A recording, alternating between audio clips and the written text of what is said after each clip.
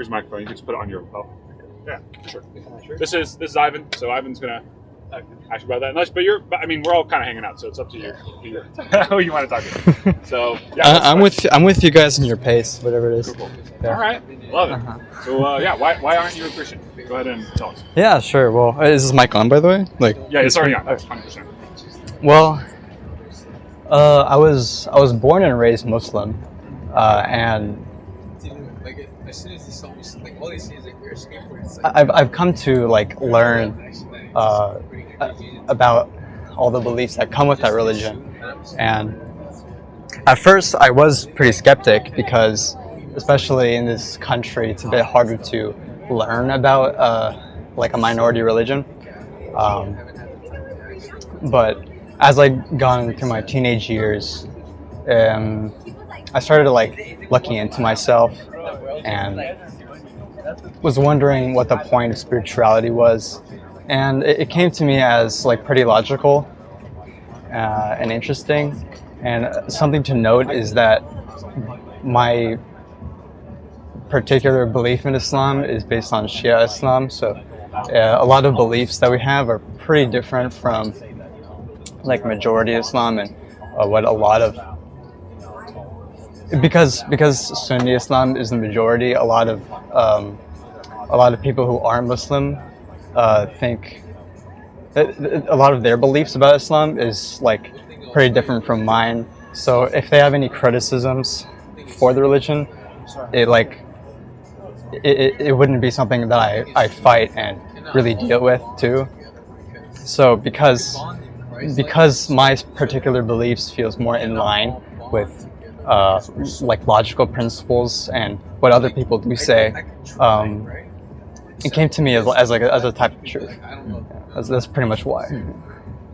And I do respect Christians a lot, and recently I feel I'm a lot more similar to I'm very similar, of course, to other Muslims, but just under that would probably be Christians who are the most similar to people like us, in my opinion. Yeah, I guess I don't know a whole lot about the distinctions between the two groups of Muslims that you're talking about. Oh, okay, that was gonna be my question. Okay, there are a few. There are several. I don't know if a lot of them are contended, and I don't know all of them. Would you ask about them, or would you want to know more about them? Well, it sounded like you're saying there's kind of the majority Muslim, and then you're in the minority group of Muslims? I'm a Shia Muslim, and that's considered to be the minority group, yes. Okay. Yeah. I'm sure it is. Yeah. Are there big things that are different, or is it more of a couple little things? What do you say? I'd say that there are a couple big things. I'm not an expert, and there's a lot to go through. So I would have to find the time for that. I'm sure a lot of people are always trying to figure it out on their own, but I'd say a couple big things, but in everyday life, day to day, you don't really deal with those big things. It's the small things that you would really notice if you're just interacting with a Muslim from another sect. Otherwise, yeah. I see. Okay, yeah. Because I was kind of curious why you went with the minority one, or maybe that's the one you were born into. Yeah, so it's the, I mean, you can choose. I mean, it's just a type of belief. There's more nuance too.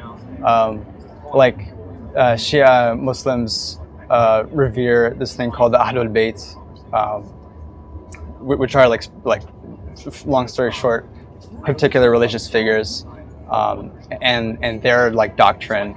But there are also Sunnis there are Sunnis who don't follow that, and there are some Sunnis who do respect that and take it into consideration. So yeah, there's nuance to that sect. It's not just black and white. I see. What do you think is the main thing that compels you to be Muslim? What's the most compelling thing for you? Well, I think what the most compelling thing is it's just logic and history. Some things I see in other religions don't seem to make sense to me, because they're like they seem to be a specific derivative of or Islam is like a better derivative of those, like specifically Abrahamic religions. I feel like it has particular statements that can be proved with diction. It can be, words can be used to describe why it is the way it is, and like you can take your life experiences to say, oh, this makes sense to me. Like personally, as I've grown with it, it's made sense to me. Now I haven't really lived around other religions like in my life. Like there's people with like a lot of my friends aren't exactly religious. I know one person one of my friends, his parents are Christian, but it hasn't really came through him. That's another thing. I don't know a lot of people who. A lot of my friends don't have like. They don't bring their religion from their parents as much as Islam does, from how I see it. I could be totally wrong, because that's just like what I've seen personally. But I feel like there is also like a very strong sense of faith in our communities, and maybe that does have something to do with like the sect. Like there is more unification. From my point of view, where even though there are two different sects in Islam, or like technically more, I'm sure, but like two big ones. There are those sects, but it's still a lot more unified than other religions that seem to be more separate. And have diaspora. I see. So it's kind of the main things are like historically. There are like compelling things that compel you to Islam. A little bit, yeah. It's mostly logical things. Okay. It's mostly the fact that it can still be applied to current life. Yeah. Okay. What are kind of the ways that plays out? Like what kind of logical things is it? Like creation narratives? Is it practical life? Or I don't know. Maybe there's another category. I mean, like on the internet or like whenever people talk, it's just like a statement here, a statement there. It's already like all over the place. So yeah, you're right. It would be like any of those different kind of things. It would be like perhaps practical life, and another is like a lot of it may be things that people say about Islam, and then like it's just not true. There is a ton of misconceptions. Unfortunately, I'm sure about Christianity and probably all religions. I'm sure that's all religions. For sure. But from my point of view as a Muslim in America, in the United States, there are a lot of misconceptions, like a lot, where people have like extra thoughts about things that like just don't even exist. So that also like pulls me in. It's like a lot of the arguments that they have are just non-founded anyways. Yeah, I mean, I guess if I try to keep it to this question, but I'm trying to figure out kind of how you determine whether something's true or not. And then like trying to apply that to other places to see like could I also have that, like I think historically I would also make a case for Christianity with that. That's the thing. Like I do agree with you. Like there are definitely things that all religions do get right, and especially with Christianity and Islam. I think Christianity has, personally, I think it has more similarities with Islam than other religions. Also because like prophesized to come together. Like around the second coming or something like that, for like a particular religious event to come in the future. So I feel like that's an extra reason. I mean, everything's nuanced here. Yeah. So I mean, it sounds like there's a lot of similarities, maybe, or crossover, or like they have similar backgrounds, maybe. What is it that compels you not to be a Christian, or like do you have like a particular reason of like, this is kind of why I'm not a Christian. I'm still I would have to give particular examples. Again, I'm not like educated. I guess I haven't gone to Christian school, so I can't say like this is wrong or anything. But like one thing in particular would be like the Holy Trinity. I can't really understand that or why it should be that complicated. In Islam, it's just there is only one God, and Muhammad sallallahu alaihi wasallam is his messenger, and that's already simple. But like, I just don't understand the Holy Trinity. Maybe it is right, but I just don't understand. I see. Like that's one thing. Yeah. So it's more of, is it that it's just confusing? That's just one example, but Okay. yes, some things feel unfounded to me. Yeah, like the Holy Trinity. I see. So it's maybe, are you saying it's less of this is impossible to be true, but it's more of just like, I would need to actually understand why this is, and it's not just some random... Yeah, maybe it's because I feel like Islam has simpler explanations. The problem with religion is that you need to have faith in learning every side, and a lot of people don't have that until a bit later in life when they get more mature. So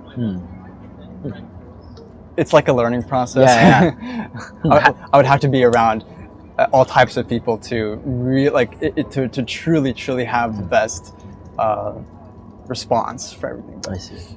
Have you talked to people about, like, have you heard people try to explain the Trinity, and are there... No, specifically for that, no. I haven't talked with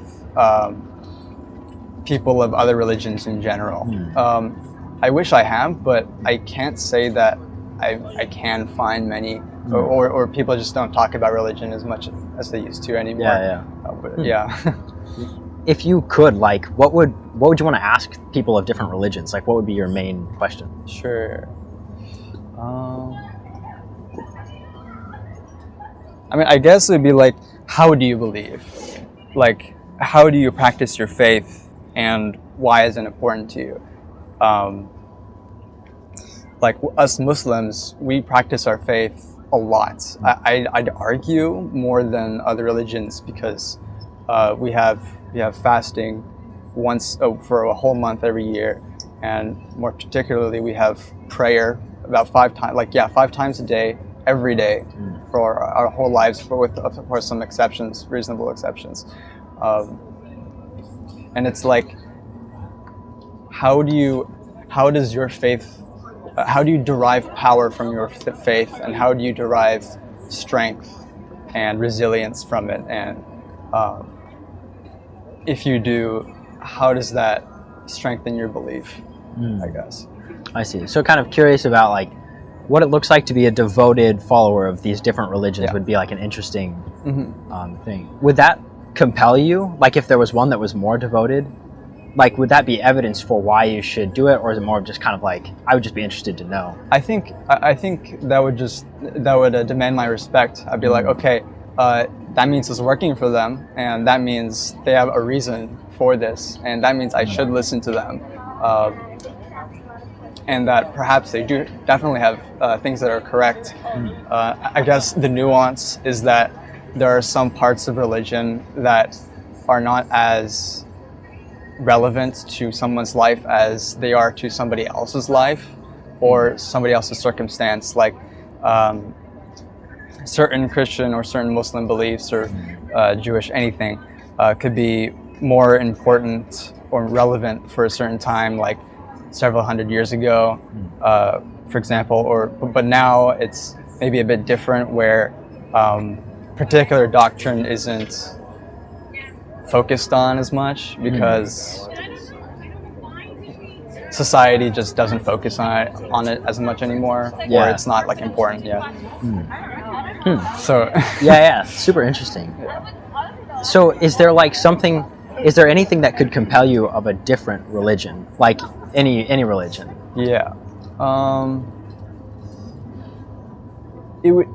Another religion would compel me if it is more convincing to me than Islam, because Islam always comes up at the top to me, because even with talking with you, like you've to be honest given me like several misconceptions about Islam, and like once I've gone, you got me to look for the truth there. and I've found that some of those things were believed by the Sunnis, so or some of those things are just misconceptions in general. So I feel like I just have like a strong identity and resilience in my particular belief of Islam. Yeah. I see.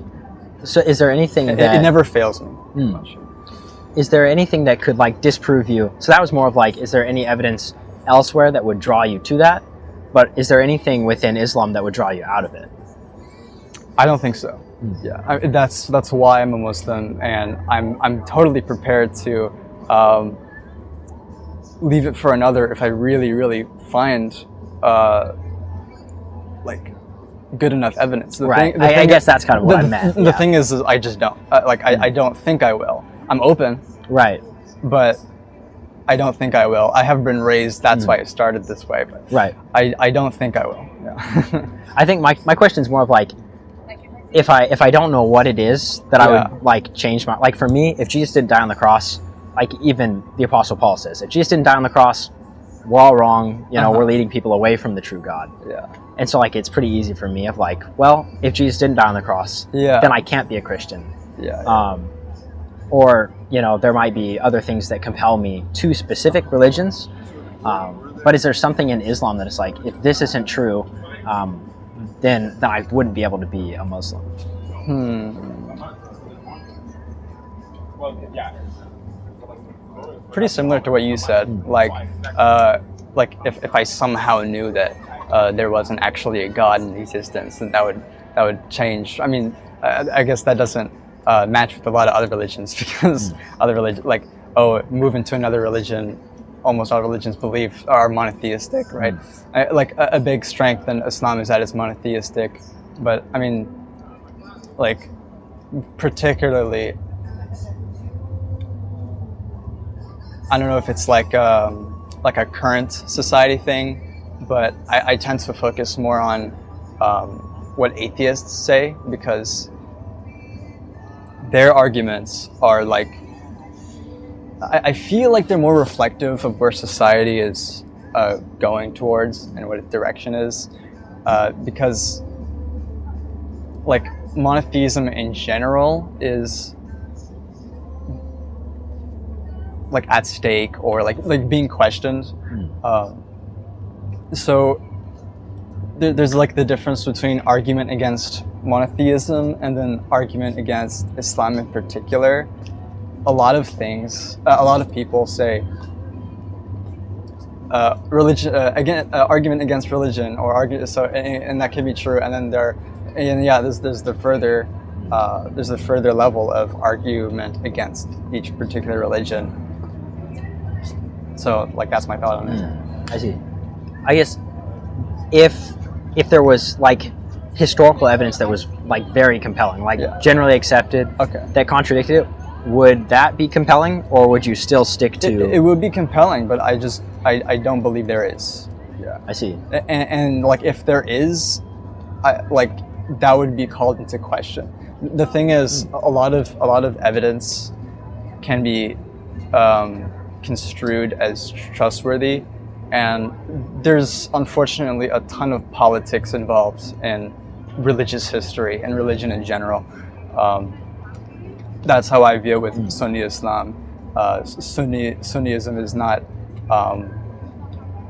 perfect because it was influenced by politics from our Prophet Muhammad's time. So, like, my issue with religious debate and argument is that it's just it's so deep, and it can have so many misconceptions that like half of it is not even worth it, to be honest. Like at the end of the day, it's like, for particular religions, especially like Christianity and Islam, it's like you don't have to convert. Like specifically with Shia Islam, I think we believe, my mom told me this, so I'll just I'll imagine that it's the truth, that we don't believe that you have to be Muslim to go to heaven. I think Sunnis believe that you have to convert to Islam. Like if you've heard it, to go to heaven in the afterlife, but we don't believe that. As long as you are a really good person and you follow good faith and doctrine, even if you're an atheist, whatever, you don't believe in God, if your soul is pure, you deserve to go to heaven. So, like, to me, that like already takes out a lot of argument. So it's I feel like the current religious debate atmosphere is just not compatible with the truth. It kind of almost sounds like there isn't, like, nothing could really compel you, even if there was historical evidence, because it would kind of just be like explained right. away. Of course. Don't you think that's kind of a dangerous place to be, though? Like nothing can change my mind. I could be dead wrong.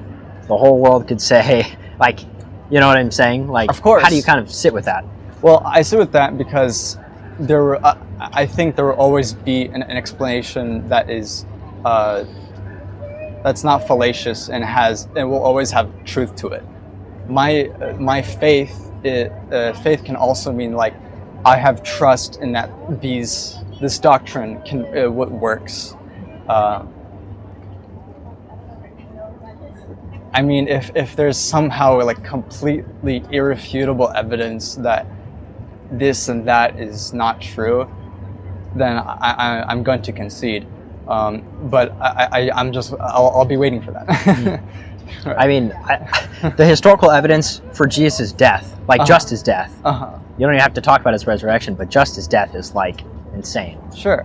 And like people from all sorts of backgrounds that are historians. So that's why I'm kind of like, that seems to just be a very explicit contradiction. But maybe it's... Are you saying that, like, Muslims don't believe in the death of Jesus? Right. Or yeah. But it's still possible, right? Sure. I mean, there's a lot of things that are possible. I mean, like, we believe that... I think this is true. I don't want to speak for the whole religion for a lot of things, but we don't believe that Jesus specifically was killed, but I think we believe it was Judas. But how can you say that there wasn't a miracle involved, or some sort of divine intervention where either way was correct? I mean, like, at the end of the day, as well, it doesn't really matter whether, like, what exactly happened. I guess actually it would matter for you folk, but like we also both believe in the second coming of Jesus. So I feel like a lot of historical argument is also, like, not worth it too. Like, a lot of religious debate is just, some of it's nuanced, some of it is misconstrued, and then some of it is just, like, not worth it in my view. Yeah. I know it sounds like you're kind of saying, well, it's possible, like, even if all the evidence, or like a extremely significant amount, says Jesus died, there's like a possibility of some miracle, something that, like, God intervening in a way that we don't understand. I mean, that can contradict maybe what seems possible. Like perhaps that it did visually look like that's exactly what happened, but we just believe that it was another way. Like, he looked like him when he died on the cross. I'm sorry, but are you saying that Allah intentionally sought to deceive people into believing that Jesus was crucified? Because a lot of people began to believe that he was as a result of the death of Jesus, whether it was a miraculous vision prepared by Allah according to Surah 4, or whether it was a real thing. Wait, how long do you think? It seems like a lot of people were led to believe that he died by crucifixion, including a number of Christians across the world for the last 2,000 years. Would that make Allah author of a deception? Are you saying that Allah has successfully deceived Christians into believing this? No, but that can also be seen as like Allah is a creator of deception in general. I mean, everything happens for a reason. I don't think he intentionally is trying to mislead. Again, that goes into my belief of, like, you don't have to be Muslim to be, like, accepted into heaven. There are certain reasons for things to happen. but that doesn't mean that like you folk were deceived to go to hellfire or something. I don't believe it. Perhaps I'm misunderstanding. I don't know if I understand you, but it sounds like you're saying that Allah, you would uphold the version of events regarding Jesus of Nazareth from the Quran and so forth. If I'm hearing you correctly. And that is where it says, and they killed him not, but they made him appear as though another was put in his place. It made it appear as though he was killed, but he was killed not. No one killed him. That is Jesus of Nazareth. We're upholding that. And we're saying that the logical extrapolation was that many people believe that Jesus had in fact been crucified, which was the subsequent belief to the fact that he rose from the dead. There can be no rising from the dead if there's no death, which is, from what I understand, and I'm not sure if Shia Islam is different than Sunni Islam, but my understanding is that Jesus being the Son of God would constitute the largest sin in Islam in general, sure. And so for Christians to have been led to believe whether or not he was crucified or not, that he was, which is the subsequent thing to his resurrection, proving his sonship to God. Do you see where we're heading in the logical? We're saying, okay, I think I hear what you're saying logically, but if Allah was successful at deceiving people to believe that he was crucified, then he also played very heavily. Allah very unilaterally played into the deception that Jesus is the Son of God, which is the sin of shirk. From what I understand, it's a very dangerous sin in Islam. That's like the worst sin that could be. I'm so sorry. Can you repeat that last two sentences? It seems like to me in Islam, the most dangerous sin one can commit is shirk, which would be to associate partners with Allah. Allah has a son, or that God has ever become human. If I'm not misunderstanding Islam, but that wouldn't be very possible if Jesus wasn't thought to have been dead, since his resurrection would be the thing that Christians would point to as the validation that he's the Son of God. And if I take what you're saying at face value, which I am, I don't know how we escape the conclusion that Allah has successfully allowed thousands of Christians to commit shirk, and that would be a problem. Logically, out of logical necessity. I'm not arguing for Christianity here. I'm just going. Yeah, I see what you mean. That seems to be a problem. I'm not sure how. If I'm misunderstanding, please let me know what I mean. Okay. There. I see what you mean. Yeah.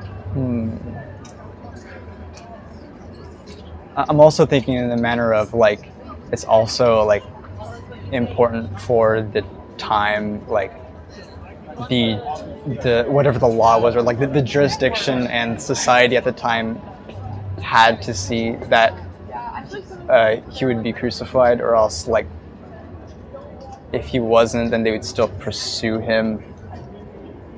But I mean, if we're allowing crazy miracles that don't make sense, but you guys then he could have done it another way where he wouldn't be intentionally deceiving people. Yeah. So you're saying that there's another way to get rid of Jesus' death, which doesn't involve. There's another way to save Jesus from dying, other than potentially erecting a false image in its place, and that might not be a very generous way to put it. I'm not intending to put it ungenerously. Of course. But I don't know how to say it. Causing people to believe that something other than his death occurred. It seems like if we wanted to save Jesus from being crucified. Yeah, that's a really good question. I think I think it would be even more perhaps remarkable if Allah had just, while he was on the cross, taken him off the cross and caused him to ascend right there, because that would mean that he never died, and Muslims would agree with that he never died, and no one would have to say that Allah sent them something to believe that wasn't necessarily what happened.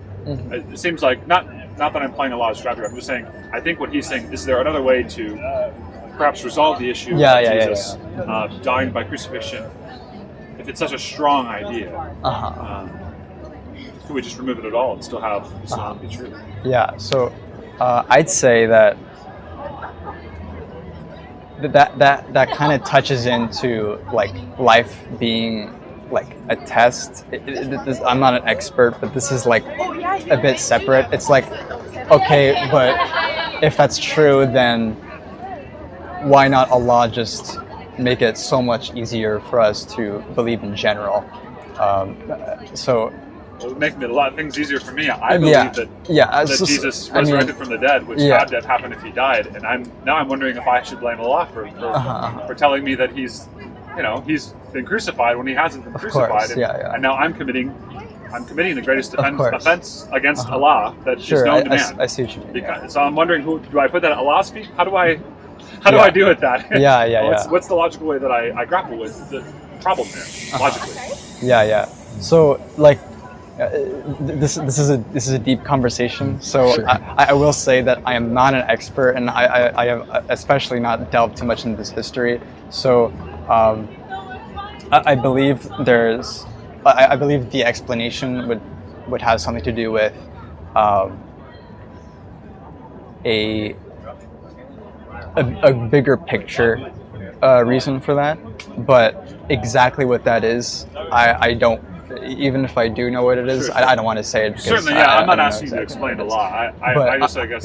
Yeah. You're a very logical person. I thank you for that question. That's really interesting. Yeah, I'm trying to think about this I'm trying to remove myself from the religious sphere here. Of course, yeah. But I'm trying to be. It has to be. We did this in religious studies, and I had a Muslim professor I talked to you about, Professor Ibrahim. We'd have to talk in religious studies about the suspension of belief.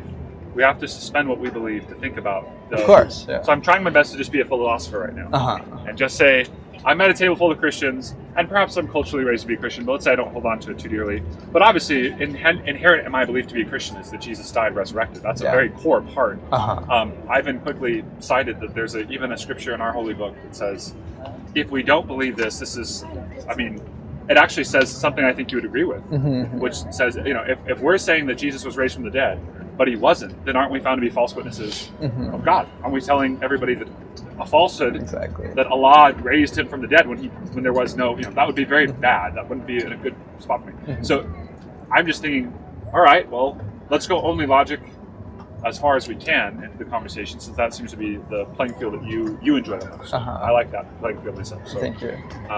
So I'm not sure where to go from here, but that was my, not an objection, but I wanted to explore that, and I appreciate you. Yeah, really cool. letting me try Thank you. to explore that.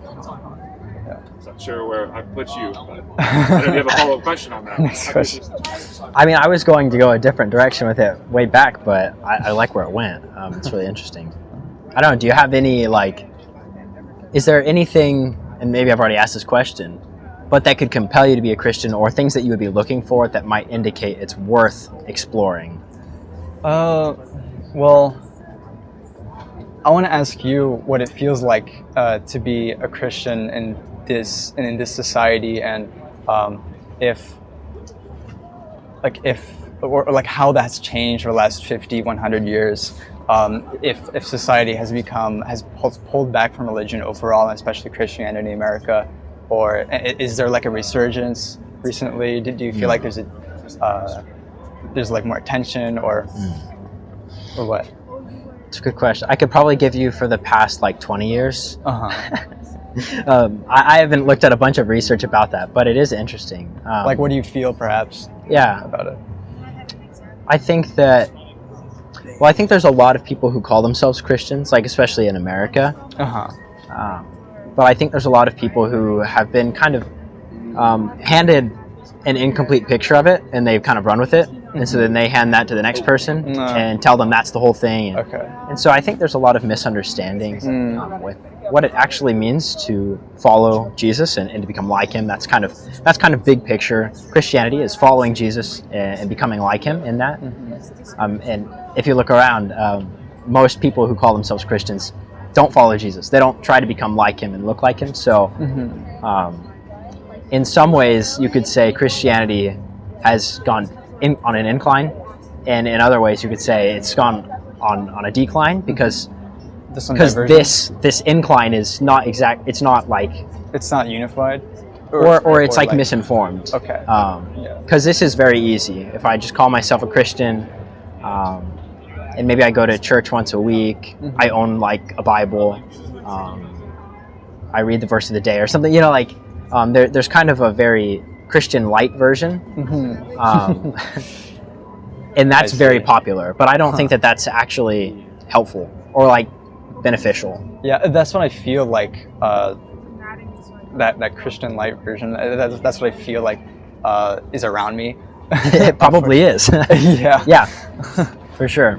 And that I'm also against that, because that's not actually helping anybody. If it's just this kind of, it's just like a mask that you put on and say, boom, I'm Christian, solved. It's but nothing is actually. There's no actual change in relationship there. But yeah. I would love a resurgence in Christianity. What? I would like a stronger, more like I guess maybe conservative in that sense, more deep following, like a devout follower. Yeah, I mean, love thy neighbor. I mean, like, right? I mean, right?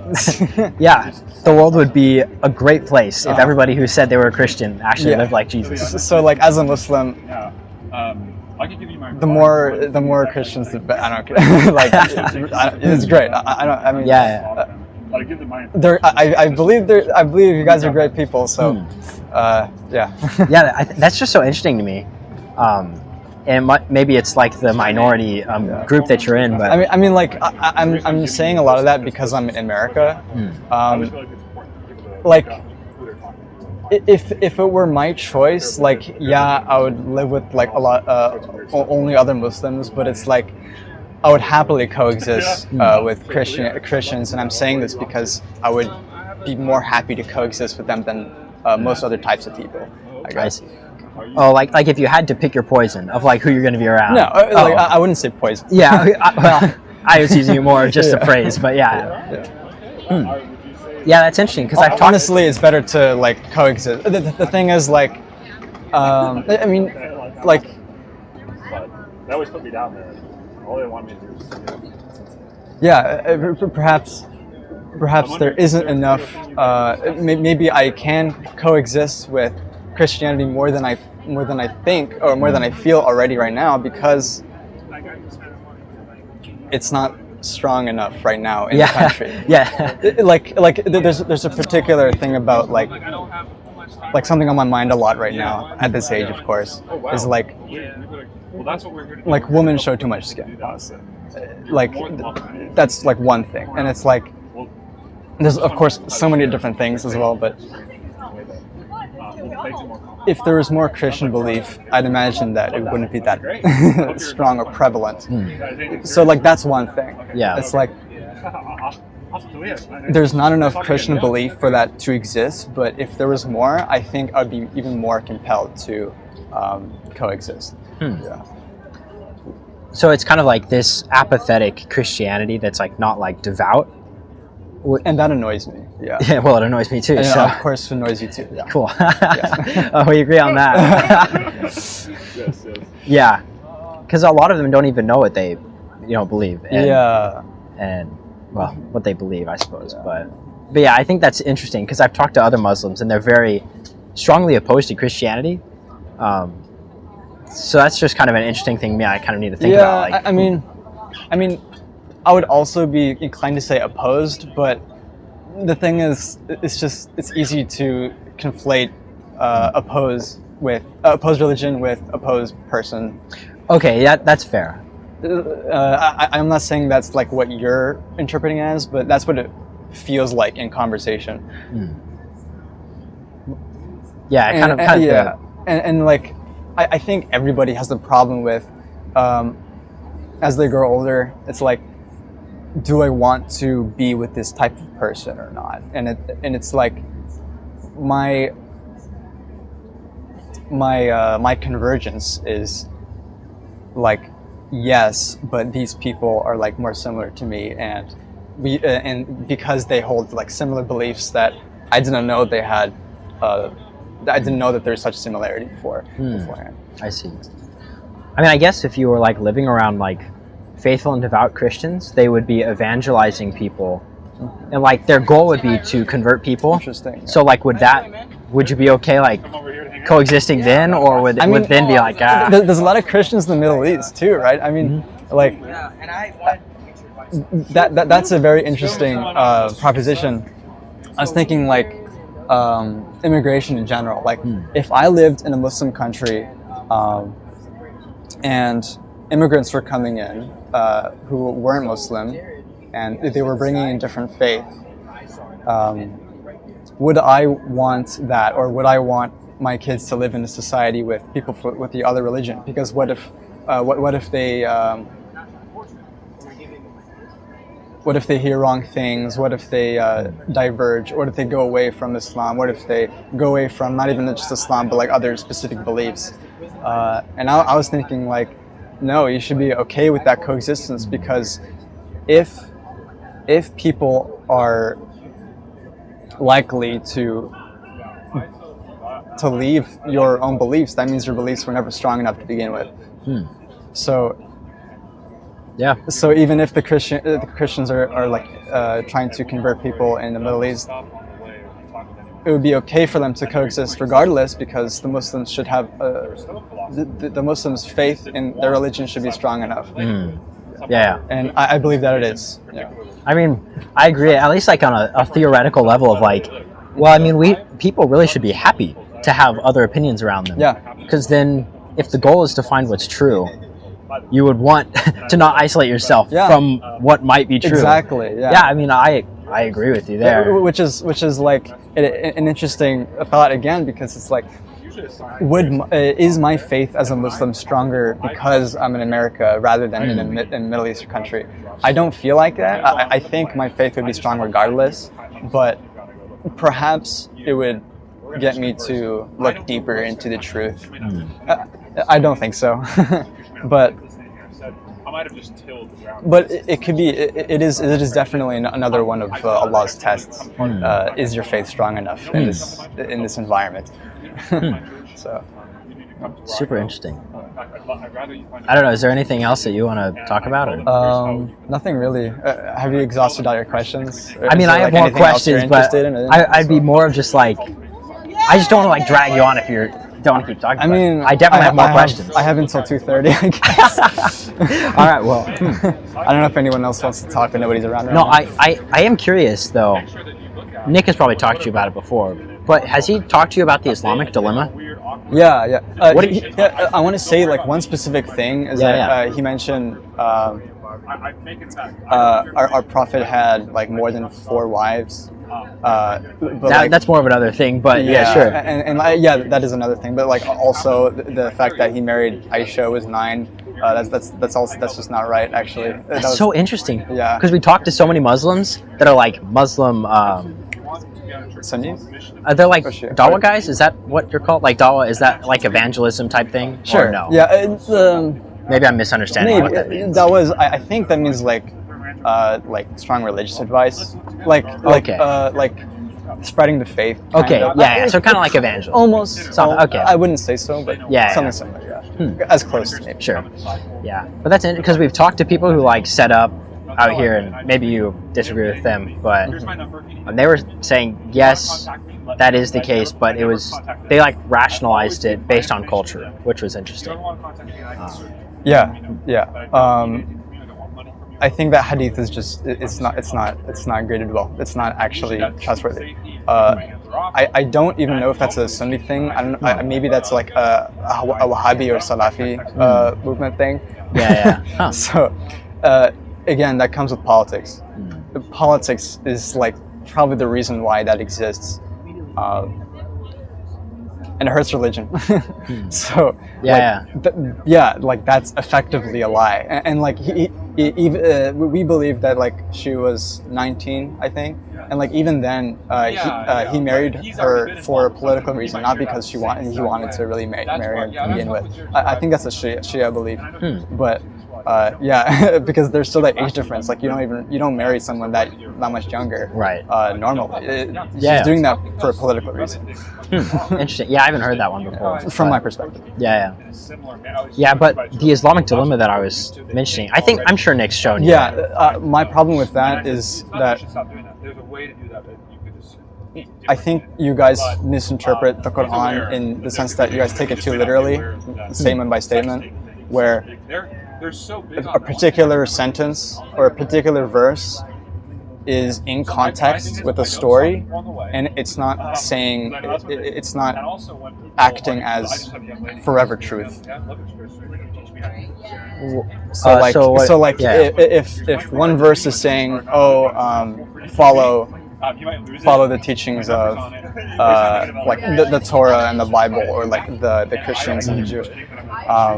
really want to learn this, like, I want you to perhaps that again, I'm not an expert, but perhaps that was only within the context of that chapter and that story and that time, and not meant to be taken literally, because many chapters in the Quran are stories, and then many of them are like law, like statements of you should do this and that, or else this will happen to you, I suppose.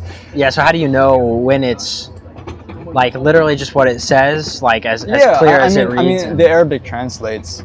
The problem is it doesn't translate very well into other languages. The interesting thing about the Quran in Arabic is that like it's still alive in the sense that the Bible was not written originally in English. So why does it? How does it lose value when it changes languages? Perhaps it loses value when it translates because it increases the margin of error, it increases the chance of misinterpretation. Maybe. I mean, I definitely get what you mean. Like, I think. Like some words don't like. There's not exactly an equivalent. So you kind of have to paraphrase. Yeah, I'm also saying this is like maybe just one reason. Okay, sure. Yeah. I guess. That's what happened to me, and I praise God. Well, and maybe you don't have the answer right now, but like I'm trying to figure out how I could tell if I look at these verses, how I can tell if it means what it just plainly kind of seems to mean, or if I have to understand it in light of a different, like could we go through those verses and like look at it, or I don't want to like put you on the spot like heavily, you know, maybe that'd be easier to do. How would you later. tell if it's like perfectly literal versus? Bring people in to lead everybody out, and that's where I love that. Yeah. Well, so like a lot of research has already been done. It's like, okay, like these are, I mean, like the Arabic just like pretty much means do this, do that, or else that, more or less, I think.